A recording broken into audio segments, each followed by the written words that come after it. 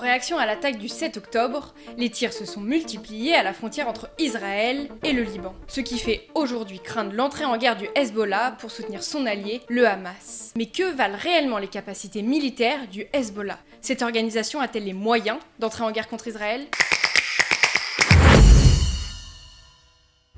Mouvement de résistance, milice, État dans l'État, les expressions utilisées pour désigner le Hezbollah sont nombreuses. Le Parti de Dieu, c'est une organisation politique, sociale, religieuse et militaire, aujourd'hui considérée comme terroriste par l'Union européenne, les États-Unis, mais aussi la Ligue arabe. Elle naît en 1982 pendant la guerre civile libanaise, officiellement pour lutter contre l'occupation israélienne. La fin de la guerre civile libanaise est bien marquée par les accords de Taïf qui marquent aussi le désarmement de toutes les milices, à l'exception du Hezbollah, qui maintient son arsenal en dehors du contrôle de l'État, à travers l'argumentaire de la garantie de défendre la souveraineté territoriale du Liban. Le Hezbollah est très largement financé et soutenu par l'Iran. C'est une organisation chiite, il partage donc les mêmes intérêts face à Israël. Le Hezbollah est soutenu par l'Iran de plusieurs manières.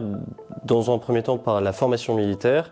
Un certain nombre de cadres du Hezbollah de cadres militaires ont été formés, entraînés par l'armée iranienne. On sait également que l'Iran a toujours soutenu financièrement, avec d'importants montants qui n'ont jamais été communiqués au public, le Hezbollah, à la fois sa montée en puissance politique, mais aussi sa montée en puissance militaire. Ce soutien lui permet à partir des années 1990 de développer ses capacités militaires, jusqu'en 2006, qui marque un tournant pour la branche armée du Hezbollah. 2006 marque bien la guerre des 33 jours qui, elle, va en l'espace donc d'un mois parvenir à faire établir un nouvel équilibre de la dissuasion de part et d'autre de la ligne bleue qui sépare les territoires israéliens et libanais, puisque au lendemain de cette guerre, Tsahal n'a en fait atteint aucun de ses objectifs ouvertement formulés, et ça a eu des effets à long terme, puisque de 2006 jusqu'à 2023, il n'y avait plus eu de conflits de haute intensité.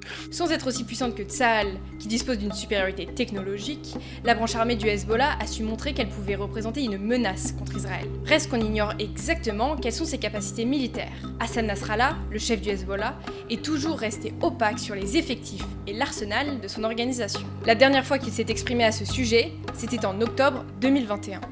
ومنظمين ومهيكلين ومسلحين وأصحاب تجربة وأصحاب روحية ولو أشير مش إذا أمروا ولو أشير لهم أن يحملوا على الجبال لأزالوها. اكتب عندك 100,000 مقاتل.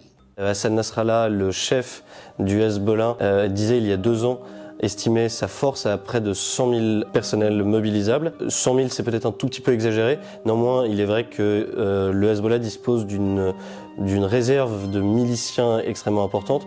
On pourrait estimer, certains chercheurs le font en tout cas, à 30 000 miliciens d'actifs, c'est-à-dire qui sont tout le temps là, et peut-être 50 000 personnes qui peuvent être appelées comme des réservistes de manière un peu plus générale. Dans un défilé récent, on a pu voir à la fois des armements chenillés, mais aussi des chars ou des blindés. On sait également qu'ils ont des missiles sol-sol, sol-air, qui, en cas d'un engagement, par exemple israélien, au sud du Liban, pourrait frapper très durement l'armée israélienne. Avec un tel arsenal, la branche armée du Hezbollah serait plus puissante que les brigades El-Qassam du Hamas. L'organisation est souvent considérée comme l'acteur non étatique le plus puissant de la région. Le Hezbollah a un avantage militaire, c'est sa connaissance du terrain et la préparation qu'il a faite en amont depuis plusieurs années.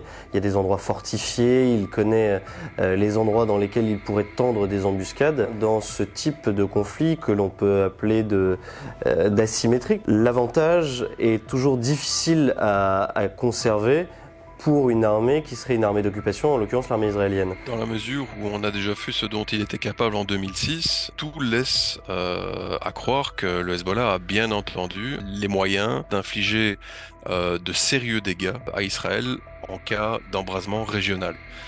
Pour l'instant, alors tout le monde touche du bois pour que ce ne change pas, le Hezbollah reste à la fois très anti-israélien et se montre aussi déterminé que jamais dans son effort de résistance jusqu'au boutiste à long terme face à l'État hébreu, mais en même temps, a bien marqué une certaine retenue tactique depuis le 7 octobre. Cette retenue tactique, elle s'explique par la stratégie du Hezbollah, qui repose avant tout sur la dissuasion.